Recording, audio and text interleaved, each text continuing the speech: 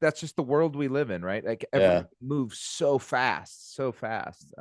But I'm actually, I think it's going to be a great subject matter because it's so representative of where we are as an industry and where we're going as an industry and what we think we need to do to succeed in the future.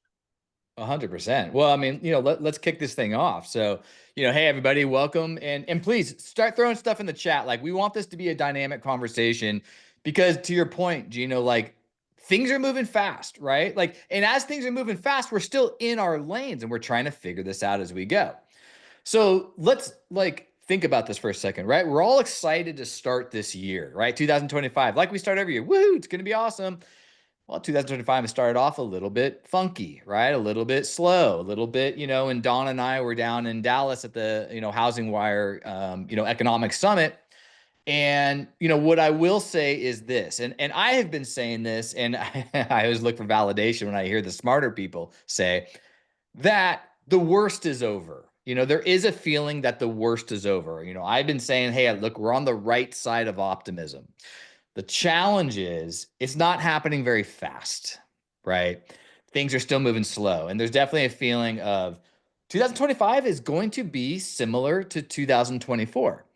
Now, with all the macroeconomics and everything that we can talk about right now and everything that we learned and we can talk about it because I think it's important, Gino, even going back to your point, it could all go completely out the window next week because there's so much going on.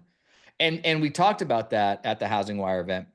There is more wild cards impacting not just the mortgage and real estate industry, but right, our society now more than ever, right? Like you've got politics, you've got the administration, you've got tariffs, you've got foreign mischief. That's just I put that in quotation marks. You've got natural disasters. We don't even know really what the impact of insurance is going to be as a result of all these natural disasters, and not just California wildfires, flooding, hurricanes. And so we're talking about stuff. The condo problems in Miami is a real thing. We have a really good friend of ours that's an agent in Miami and a couple of investors that have purchased property in Miami. Let's not hide from that. That is a big deal. And that's going to send ripples through the entire condo. It's already been sending It's ripples. already happening. HOAs are going, HOAs are a disaster. And so I don't know how much we don't want to go down this rabbit hole. Now, let's not go down that route, but like, yeah. So we know like these, I guess the purpose of what you're describing, Craig, is that there's just a lot of change. There's a lot of change. There's a lot of shift.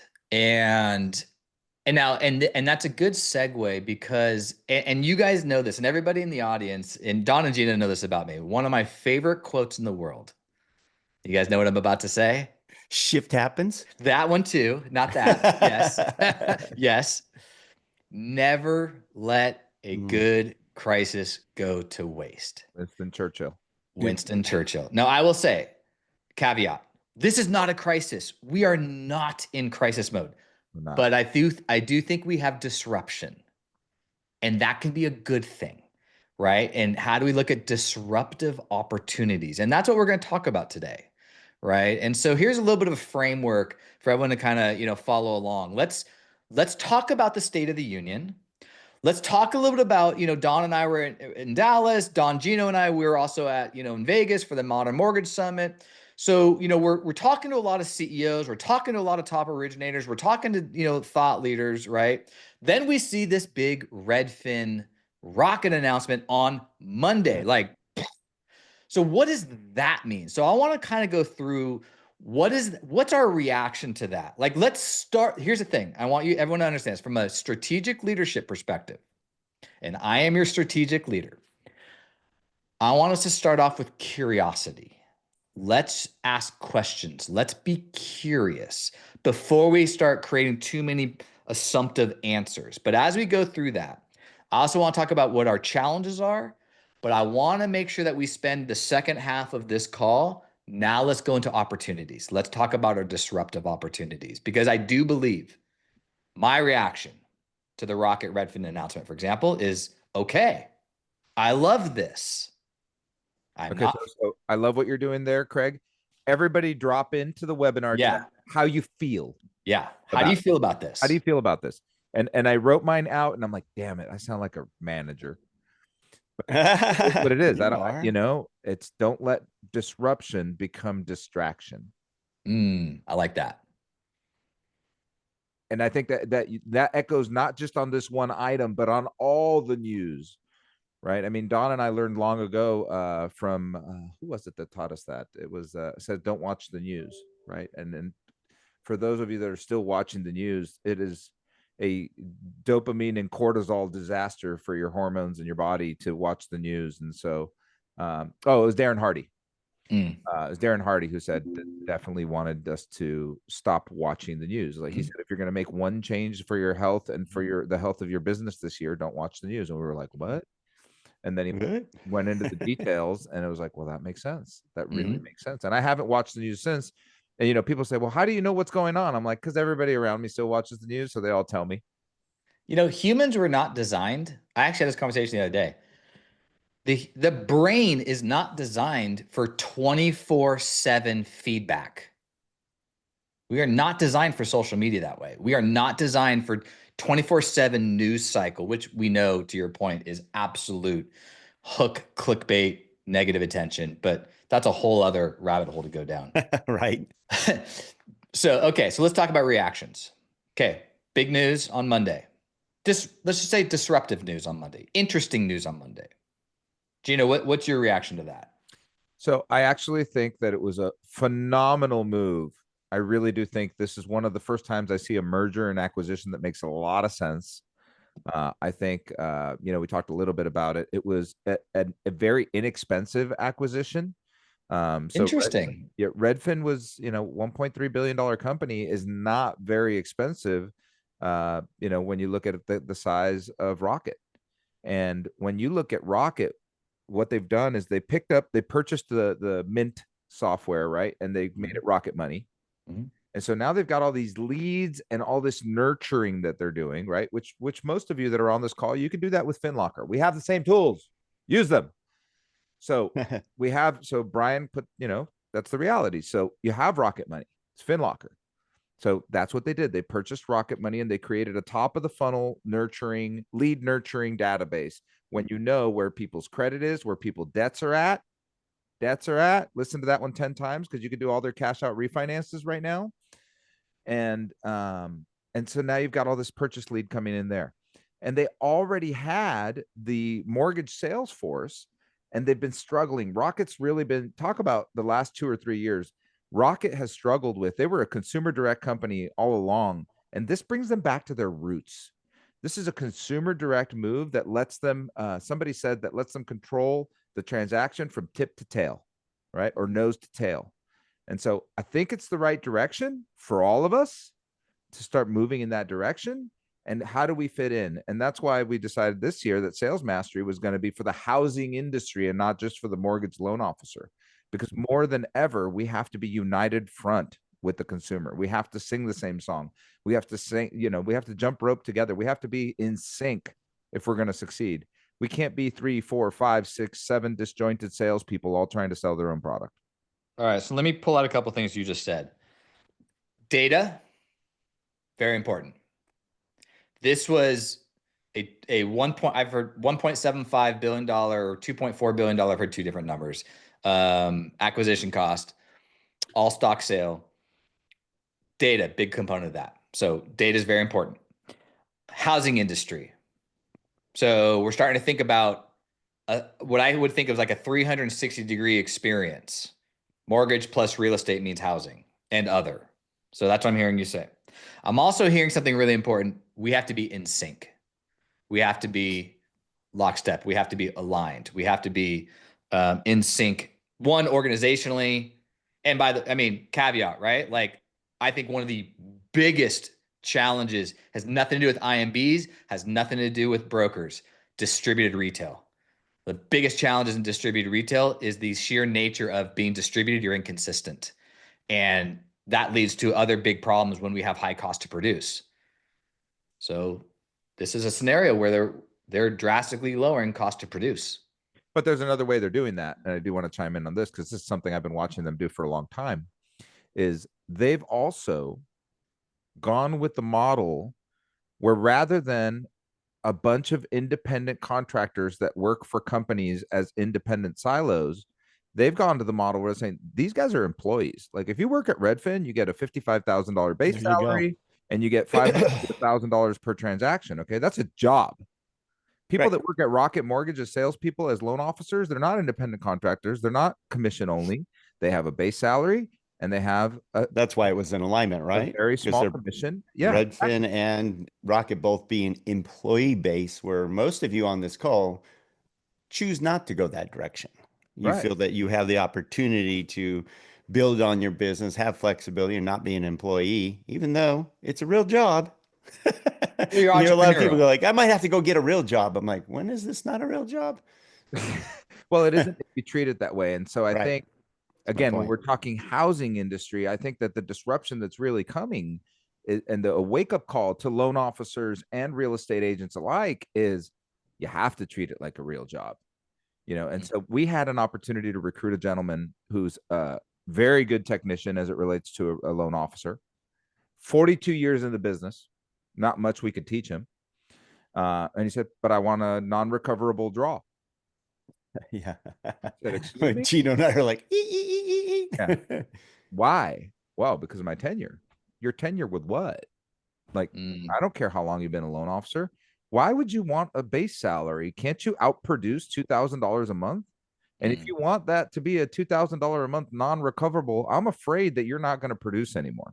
mm, And so I think that when you go and so when we dug a little further, because that's what we do, we say, why is that important to you? Well, you know, or why are you thinking of making a move? Well, you know, this company that I work for right now, they're micromanaging me. And I said, you know why? Because you got to draw. Because you got right. to draw. So when you're an employee, when you receive a draw, when you receive a monthly payout or an hourly payout, your employer should have the right to set quotas and KPIs and metrics and accountability and all those other things. Yet for us that are independents, all those things are still healthy. mm. Those things. So there's an entrepreneurial mindset within, the distributed retail force. Now, sometimes the biggest opportunities, we love entrepreneurs, is also creating the challenge, which is like what I was just trying to illustrate, which is the inconsistency faction. But again, but that goes back to our challenge being an opportunity is, and that's why, okay, so I'm going to put a pin in that because I do want to come back to that subject, but I don't want to get off this quite yet. So ultimately, so Gino, I'm hearing data is very important, housing industry, kind of 360 experience, that's important. And we need to be in sync, both organizationally at the branch level and at an industry level. So your reaction to this announcement, sum it up with one or two words. To Gino or me? Gino, then I'm going to you, Don. That's what I thought. That's what I Okay. One or two words. thought. Gosh, it's hard to do in one or two words, but I think that's where the puck is going. Okay. I'll take that. Puck. I didn't say puck. Gino's word is puck. Not to be confused with another four-letter word. That's Yeah, puck and A. It could definitely go in a lot of different Puck it. places. Puck it. Oh, maybe we just coined something right there. Yeah, just Right? puck it, you know? How's the market? Puck it. Puck it. Yeah. All right, Don, what are your thoughts? And by the way, everybody in the audience, please, I know. I'd what love to get one word more. reaction? I'd love to hear from the audience as well. Just But chime in. What do you can't think? use puck. You can agree with Gino's. puck. You can agree. I'll say that. All right, Don, go. What do you All think? right.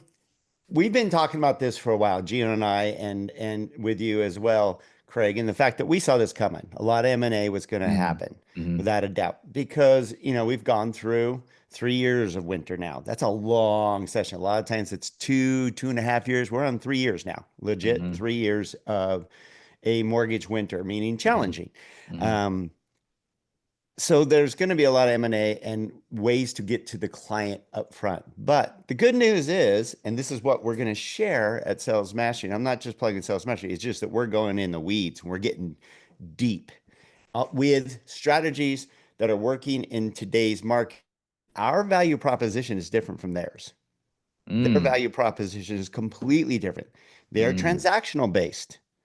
Therefore, what have we been pushing so hard is that all of us here as consultants and advisors need to be relational based and give advice. People still want advice. Thank goodness. So our job's not going away. This is just a certain part of the industry that's going to go down that path, and they don't care. They don't want advice. They don't need advice. And they fit in that little box that they can uh, assist, meaning perfect, W-2 borrower, not self-employed, not going bank statement, buying a conforming home and all that. And it's a big part of the market. They're going to capture that. That is not our market though. Who has done really well with competing with an online lender? Rate wise, very difficult. But when it comes to advice, and as long as we work together on creating our value propositions, then I think this is an opportunity. That's Okay. my 2 cents. I love it. And I'm so happy you went right there, right? So let me pull out what Don was saying. So everyone, let's think about this for a second. Okay. Let's be curious. What is the value proposition of Rocket? What is the value proposition of Redfin? And if anyone's seen any of my LinkedIn posts the last couple of days, this is exactly what I was posting about. Okay, so what's the value proposition of Rocket to the consumer and to their loan officers? What's the value proposition of Redfin to their realtors and to their loan officers, the Bay Equity Group? Okay, what's their value proposition? And I'm not going to answer that right now. I'm going to go back to Don, what you just said. Now let's think about transactional value and or versus relational value. What's in the lead? What's out front? What are we leaning in first with? And I'm saying that one with what's their value, like we were just talking about, and then I'm asking everybody in the audience, what's your value? What's your value to the client? You have to know that answer, Craig, and I'm glad you're going there because you have to determine your narrative of why you versus them. I was just going to say, why you? Yeah, because and I've been in this industry, sorry, a long time before some of you on this call have been born. So I've gone through a lot of ups and downs in the market, and I've gone against a lot of competitors similar to this. So it's so funny because we have, loan officer. Remember, we're in the trenches with you guys. We have an awesome loan officer team, and we do everything we can to assist them. And we often hear well, you never had to go against this, Rockets. You never had to go against, UWM, whatever. And I'm like, I can go back in history and I've gone through, you don't even remember E-Loan. You don't even remember Ditech. And I go down the list. Ditech. I'm telling you, Ditech kicked our ass for a little while because by the way, Patty Cook was the CEO of Ditech. And she killed it for a while. They did good. They did one of the smartest things, guys. This is important. This is marketing for Ditech. They had a billboard in Orange County that had a rate ticker that was a digital rate ticker, and it would change every day. We still don't have that today. That was awesome. 30 years I don't want that because that changes every 2 seconds. Nor do we have that rate. Right? Last thing we want to do is with our value proposition go, oh, I had that rate 5 minutes ago. No bait and switch. But bottom line is, once I learned my own narrative of how to combat that, because I was losing deals at Ditech because of those darn billboards, Gino, that had a lower rate than we did. It was very simple. They were very clever. Nobody at that time was really looking at adjustable rates. Everybody wanted fixed rates. Rates were in a good rate. So everybody wanted fixed rates. But Ditech was clever and put their 5-year rate on the billboards, so that it looked about 0.5% lower than everyone else. And that was when there was a bigger margin. Right now, what's an adjustable rate mortgage? It's non-existent, basically. But at the time, there's a big difference between a 30, 10, 7, and 5. So they post their 5. And I finally had to combat that up front. And this is what I'm getting at, is if collectively, as our community, our momentum builder community, can help each other with the narrative, because all I did is right when I started the conversation, I started right away with, oh, and by the way, after I quoted, you're going to see these beautiful big old signs from Ditech. Of course, they're paying a lot of money for those. So I'm not sure how the rate can be any lower than mine, because I get my business through referrals, not marketing. And 2, I don't think you want to work with a company that's being deceptive. And people are like, what do you mean deceptive? I'm like, well, that rate there, you want a 30-year fix, correct? Well, yeah, the sign says it's a 30-year loan. It is a 30-year loan. But did you know it's only locked for 5 years? They're deceiving you right up front to make you feel like you're getting a 30-year fixed mortgage and only getting a 5-year. And if you want a 5-year, I can lower your rate too, but I believe you don't want one. But we can look into that if you want. Otherwise, you know what you're getting with me. No surprises. And people go, ooh, I don't want to work with them. And I didn't have to deal with them anymore. So that's what I'm getting at. If we control the narrative of what our value proposition is and why us, that, and we nip it in the bud up front. Don't think they're not going to shop. Gino says this all the time. They are going, it's too easy. Freaking it pops up in your emails, your Facebook, whatever, every day. It's on TV. Nip it in the bud. So to collectively come up with a narrative, and that's, I know where you're getting at, Craig, is it's an opportunity for us. And we got in it, it's an eye opener too. You're like, okay, we got to get our shit together. So now let's go around the room. And how would you, as a loan officer, sell this to a consumer? Because the consumer is going to ask, why shouldn't I use Rocket? Right? Why shouldn't I use Redfin? I can get an all-in-one discount package. I said, perfect. Absolutely. That could be the how you're going to go. Now, I would do this on the first phone call, and I would lead them into the question. It's like, okay, well, where do you like to shop? I'd be like, what do you mean? Well, I just need to know where you like to shop. And, you could use multiple different facets of this type of thing. And they'll be like, well, I mean, I don't know. I shop at Macy's, I guess. So, okay, good. So you like to shop at a mid-tier aggregator that brings you a lot of different products from a lot of different places and different price points so that you have all the choices available to you in one store. Does that sound about right? Yeah, that sounds good. Okay. You don't go to each specific store and try to get exactly what you want at each specific store. That would be too much work, right? Yeah, that'd be too much work. Okay, cool. Got it. And then what about price point? Do you feel like Macy's has a fair price point for what they do for you? Oh yeah, they're pretty fair, and I usually get a coupon or something that helps me out. And I said, okay, cool. You shop at Nordstrom's at all? No, I never shop at Nordstrom's. I can't afford it. Oh, okay. And how about Kmart? I know I'm aging myself. They don't exist anymore. But how about Kmart, Pick and Save, those kind of the discount brokers, dollar store? No, I never go there. It's all junk. I said, cool. Okay, so now we identified that you're looking for a mid-tier player that offers a good value for the choices, and it has lots of different choices for you. I think we might be a good fit because that's exactly what I do for you. Is I have about 200 products or 300 products, and what I'm going to do for you is try to find the best product in my arsenal that suits your needs. Does that sound good to you? And they'll say yes. I say, good. Now let's agree. I'm not the discount broker. So if you're looking for the discount broker, I'm not your guy, and you need to go look somewhere else. I can direct you to a place online where you can look for discount brokerages. You're going to have to do a lot yourself.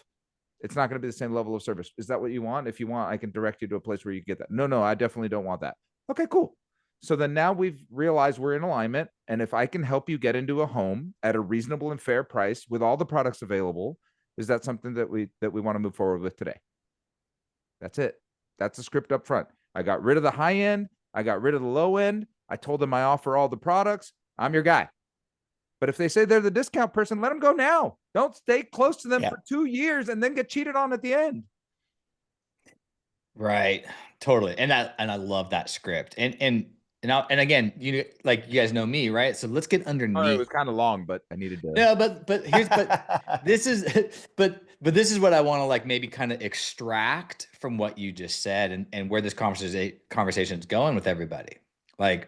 First of all, every one of you in the audience, me, Don, Gino, everybody in the audience, you all have something unique, which is about you.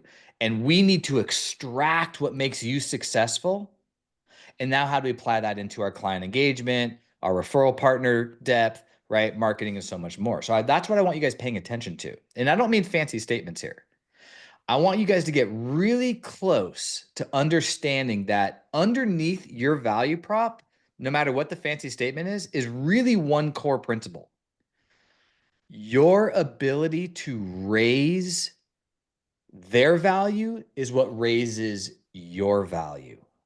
So I want everyone to think about, how do you raise the value of your realtor partners? How do you raise the value of your clients? How do you raise the value of your team? If you're branch managers and you have a team of originators and ops and everything else, how do you raise their value? Because that truly is your value proposition. So think about that for a second. And now to the point of where Gino, you were going with your script, Don, where you were going with, transactional value versus relational value. We don't need to compete head on with Rocket-Redfin, right? Because we might lose that fight, right? Well, before you leave on that, because it was a great comparison that Phil threw out there. And he also Perfect if you comparison. guys want to promote Phil and bring him on the call, that would be cool too. Yeah, Sure, because Phil had a I don't have perfect analogy with TurboTax. That's it. You can use TurboTax or you can use Rocket, but you're not getting any advice from them. Or let's just say probably not the best advice. It's just a computer program. Two different things, right? TurboTax is creating transactional value, right? And that transactional value is worth something. And you're getting a commodity price. But to your point, what else are you getting? And this is still a big thing that people do, getting a mortgage, buying a home, right? Like, not that I have to explain that. Advice matters, right? Dave Savage talks about the advice revolution. But now we do have access to data. We do, and we have to think strategically. How do we get to the consumer earlier and maybe first? In fact, that's why I love this conversation, because never let a good crisis go to waste. This is disruption. So what are our disruptive opportunities, right? And some of that might be, it's not a matter of reinventing something. It's a matter of redefining or innovating, right? Yeah. And so think about that. And that's what sales mastery is so focused on, and why we have to be part of this community, because we're learning from the best. We're having those collective ideas. So how do we, because we have access to data, we can aggregate data, we can create leads, we can get to the consumer first. And what if we can get to the consumer and create first-time sellers? Don, we heard a lot about that at Modern Mortgage Summit. Yeah. How do we promote first-time sellers? And all of a sudden now we have something to give to a realtor partner of ours, right? So that's why we got to think strategically and sort of break maybe some of the shackles that we've been held back with, and let this disruption create opportunity. Because again, categorically, we may not win the transactional value fight. So let's not fight that. Let's win the relational value. And by doing that, the result is obviously lifetime value, transactions, families, all the things. But Phil, welcome aboard. You're on mute, buddy. There you go. Hopefully it's not too noisy. I got my earbuds on. So yeah, welcome to Thunderdome. Thank you.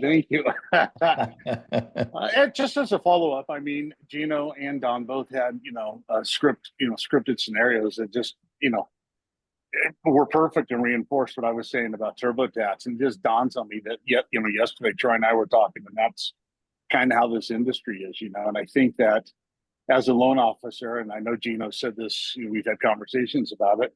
If you think you're a $60,000 a year guy and you get phone calls for $500 a loan, and that's where your strength is, then go do it. You know what I mean? But if you're willing to invest the time and the energy to become and to continue to build and develop as a professional consultant, talking about building wealth through real estate, via using mortgages, then, stick with us and do the things that you guys are all talking about, So I think, Phil, the reality is it will always feel like everybody wants to be transactional and everyone looks for price. And sure, markets shift, and because things are perceived as expensive right now, there's a shift away from relationship just to price. It's natural. It's okay. But it's temporary. And so what I like to say is, don't make long-term decisions with short-term problems. Right. And so, if you're going to upend your whole life and go work at a call center just because you want to get receive leads, is that really the right path for you, or is that just a Band-Aid? I talked to someone today who took a check, right? And they went and they were to work for a company they didn't think was the right place to work, but they took a check. And so I asked him today, I said, hey, being where we are in the industry again, do you think you should look for a check again? And they said, it was one of the worst things I've ever done. It set me back years in my career. So think about that, like Yeah. what are the long-term goals that you have? And also touching on what Craig said earlier, that the worst is past us. Yeah. So now it's time to build, right? Mm. It's time to grind, but it's time to grind and it's time to build. And for me, it's gonna take discipline this time. And if you need Mm. Oh, technology yeah. to help, then great, but it's gonna take discipline this time. You can't get lucky. Well, COVID made a lot of us, just admit it, COVID made a lot of us freaking lazy because it was Well, easy pickings. And I'm telling you, because we have a team, look at there's the laughter. You're right.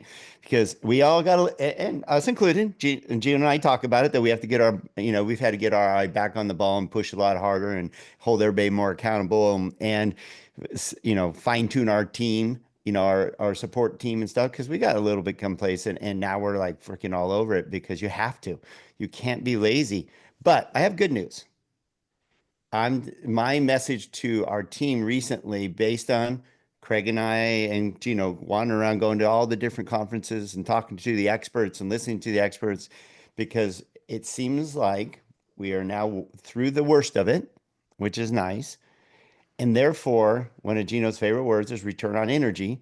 I believe if you really lean in now, that you'll get a lot more return on your energy. Yes, for about 3 years, it was tough. I see you guys pushing. I see you, Phil and Troy, pushing your butts off, trying to, and you're like, oh, I keep running into a brick wall. It's just hard out there. I do think that if you put your efforts in, the 117,000 that are left out of 450,000, and only right, right. 50,000 maybe work. I'm being very, selective on that one. We have a great opportunity now. And I think if you put the efforts in and believe that you're going to get better return on your energy, then it'll kind of keep building upon itself. It'll build, for lack of a better term, what word? Momentum. Oh, but And like for, let's use an example, right? Like I drove around this weekend and saw open house signs. More open house signs than I've seen in years, right? Because Mhm. last year we struggled with a lack of inventory. For the Mhm. last 5 years, we struggled with lack of inventory. You don't have that excuse now. Not that problem, that excuse. But what I did notice is not one of those names on an open house sign did I recognize. Mm. All new people in the industry, all new realtors, right? And who's doing open houses? New realtors that are on teams that just got into the business. So like Don emailed me or texted me one night, says, I guess we don't get our weekends anymore. And I said, Mm. that's true. We don't anymore because Right? during COVID we had like weekends, which was cool I for a little remember while. those. Yeah, you remember We just weekends? could take a whole weekend off. It was cool. Yeah. No. So I guess we Actually, can. give each other shit now. Like, oh, Yeah, really? You thought you could yeah, just take the whole weekend off? I didn't see an email on Saturday. Like, it's Saturday. yeah. And now we Nope, both no work on weekends weekend. anymore. So again, rise and grind, and opportunities are there. You just have to be willing to do what others are not. And if you look I at the like that. numbers, there are people winning. There are people Mhm. winning. Why not you? Mhm. Right? Why do you want to be in the bottom 10%? Why do you want to be in the bottom 50%? Why do you want to be on the opposite side of the goddamn Pareto principle? Be in the top of it.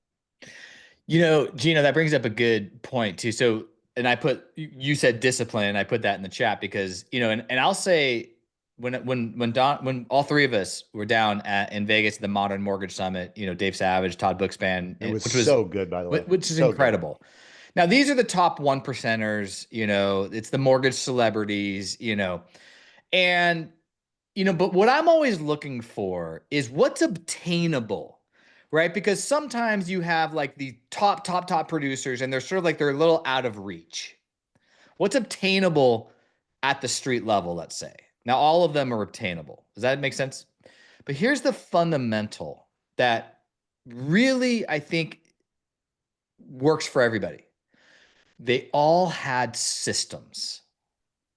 Now, I don't mean processing, I mean systems for success.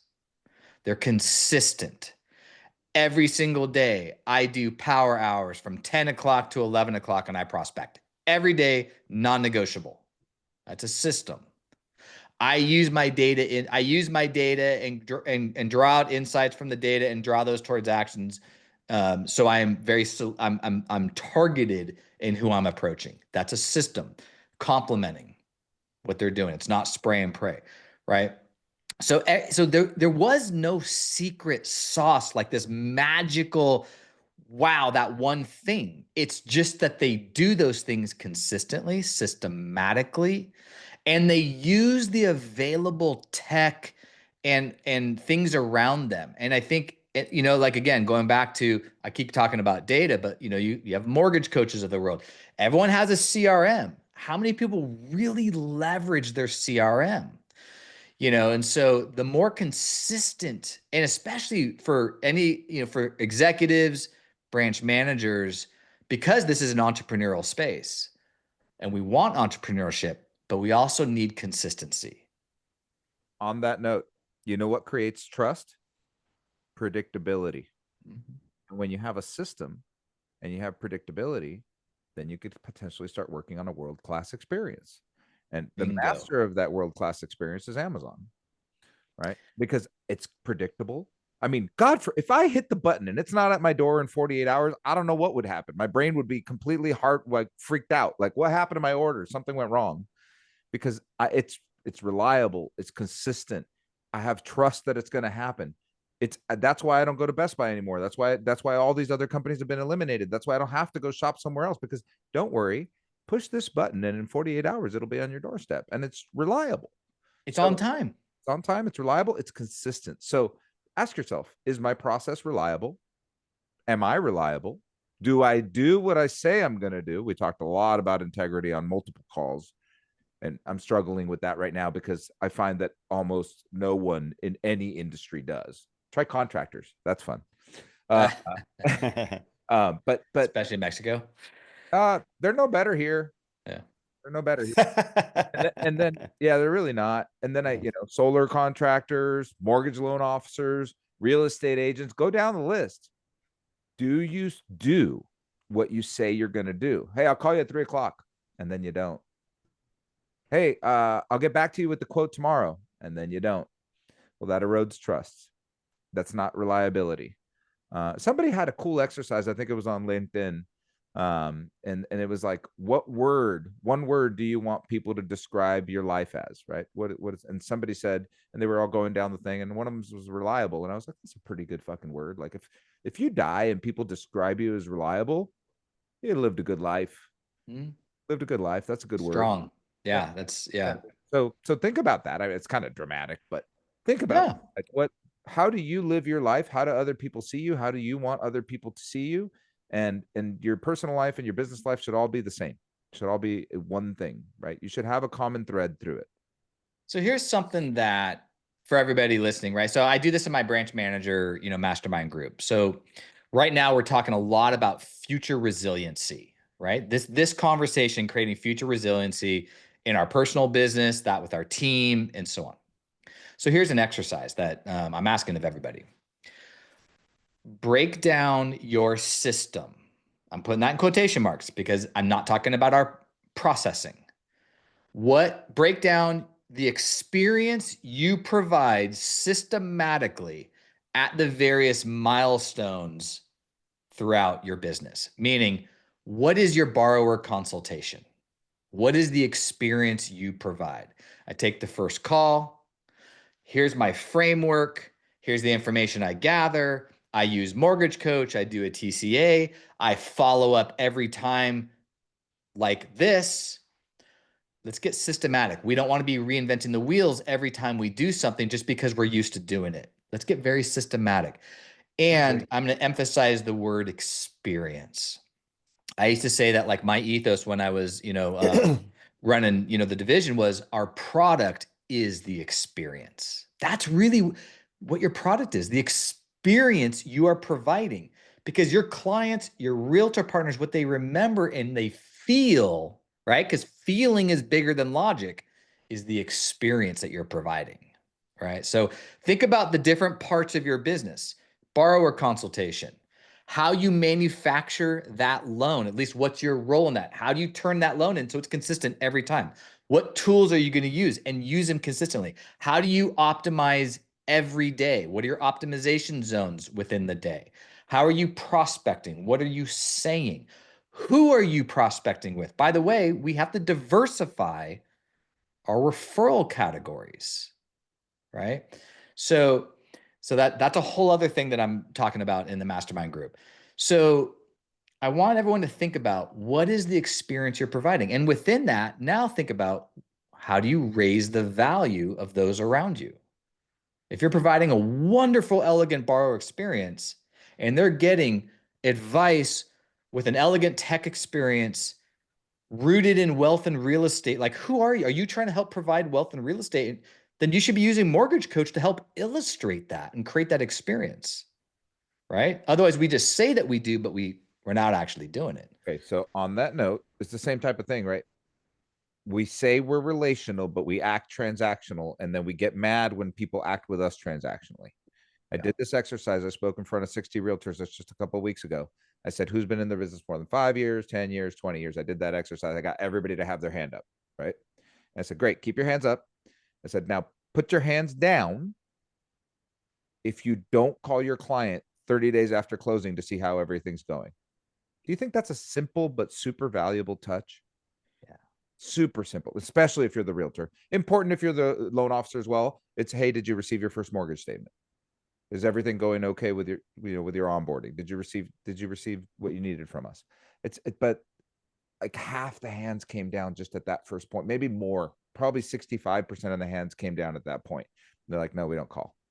I was like, okay, I'll take it one step further. Do you call people on their birthdays? And then another chunk of the hands came down. There was only a few left.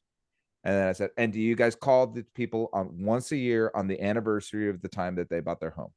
3 calls. If that's too much work for you, you probably shouldn't be in this business. So and then almost all the hands were down. A few were up. And guess what? They were all studs, people that close 100 transactions plus a year. And I said, I love that part right there. yeah. And I said, you guys are the 1% for that reason, because you're the only ones that are actually relational. The other ones of us that put our hands down are best friends until you close. That's the reality. Yeah. We're transactional. If you talk to someone all the time, and then you never call them again after you close. Yeah. That is the definition of transactional. Yeah. And we know that. Well, I got paid. Well, and that's where the relationship is. It might be defined during the transaction, but it's created after the transaction from a lifetime value and standpoint. I like that where you guys are going. We're starting to talk to our team about that. Is what is your real, experience? Can you describe the experience for the client? At least the client. It should be for your referral partners, and of course, but at least for your client, so you can share that with your referral partner. This is what happens right from the first time we get a call. I immediately call them within 2 minutes. Then I follow up with this, and I ask these questions. I go to, there should be a exact, and then what's cool is once you have, and we're working this with Momentum Builder, Craig, once you have a playbook, you can adjust it and improve it.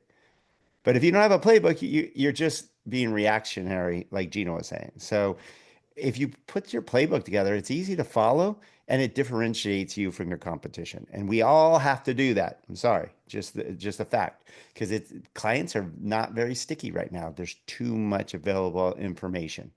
Let's talk about stickiness. That's a really good point, because everything we're talking noise about, and stickiness, right? Like, yeah, there's so much noise, and I was the king of squirrel for a million years. It's very easy for them to shift their attention away from you. that's right. So how do you maintain their attention? And that's what Rocket-Redfin, they're aggregating data, they're creating noise. And by the way, extremely systematic from a transactional value. So we can do that, but we can also add relational value on top. They're not adding relational value. So that's where I'm saying, that's why I love what's happening, because we can also have transactional value plus relational value. That creates lifetime value, but we have to get systematic in it. What do we have here? There's Sonia. Yes. You are awesome, Sonia. You pull these scenes out of nowhere. Sonia, I do feel sorry for your husband. You have an amazing memory, and you can find anything and everything that I've ever said or ever done somewhere. There's I proof. bet you he doesn't even talk. He just like, just like, yes, dear. That was when This could be used against you in a court of law. yeah. I told Sonia, I told her like not too long ago. I go, how did you find that? How do you remember that? Well, because you said, no, I never said that. Never And said she's that. like, Here it is. And I'm like, well, that's not what I meant, but how did you find that? And she's like, I'm a wife. I will hold things until it's the appropriate time to hold it. yeah, it is a gift. Yeah, it is. She's great at it. But anyways, the reality matters. But look, there you go, Don. Get systematic. And this is for all of us. Have a system. And when we were at Todd Duncan's High Trust Sales Academy last year, the last one that he did, one of the things that he went over that really hit me was, if you're doing business with 100 people the way they want to do business, you're doing business 100 different ways. That you should only have one way of doing business, and those people that do business with you the way that you do it is the ones you want in your circle. You should do business one way. So don't accommodate somebody else's request. You think you're accommodating, you're actually enabling bad behavior, and you're going away from your disciplines. And that's something hard. And look, Don and I have to deal with it. He's like, let's go do this on Friday. I'm like, I don't do those things on Friday. You don't know my time block? It's been the same for 2 years. No Fridays. That's when I work on projects. So, but you have to hold to those things. And it's easier to say yes than it is to say no, right? I understand that. So say, hey, can you talk? And I've been, Troy, who's on the call, I told him, I was like, dude, why are you talking to a client at 9 o'clock at night? Well, that's the only time they could talk. I go, then don't take them on as a client. Don't talk to a consumer at 9 o'clock at night. They have no respect for your time. They're not a good client. They're just not. Like, so you have to set your own barriers. You have to tell people how you operate. Now, maybe you're the person that works. Maybe that's your business model. I only work from 6 p.m. to 10 p.m. Cool. If that's your business model, great. But to always be available is not something worth waiting for. I'd rather be someone worth waiting for than somebody that's always available. But that's a business model thing. But at the end of the day, have non-negotiables. Create systems like Don put here. Get systematic. What are those systems? Can you imagine meeting with a real estate agent saying, I know you have a relationship with someone. In fact, I looked in Model Match and I saw who you do most of your business with. They're actually a really wonderful person and a really good loan officer. Happen to know they're not very systematic in their approach. I'd be like, what? Yeah, they're just not very systematic in their approach. They're a nice guy. They're a good technician. They have good product and stuff. They're just not very systematic. And I want to make sure that all of your clients get the same experience. Would you like to meet with me for lunch and we'll go over what that experience is? You think you set that lunch appointment? Should or ask who you're working with now what their plan is, what their experience is for their client. I guarantee they won't have one. Right. Oh, I do a great job. I give them the best rate. Okay, then go to Rocket. And then circle all of that together. The reason we have to do this is because if we're going to end up, and let's just throw it out there, the reality is comp compression is here again. Stupid thing pops its head up every once in a while. If we're going to have to do more loans to make the same amount of money that we do today, we have to have systems in place. We have to be efficient, because it's the solution is not to play whack-a-mole faster.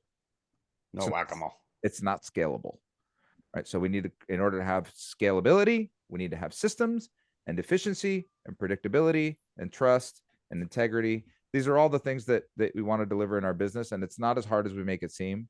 You just got to write it down.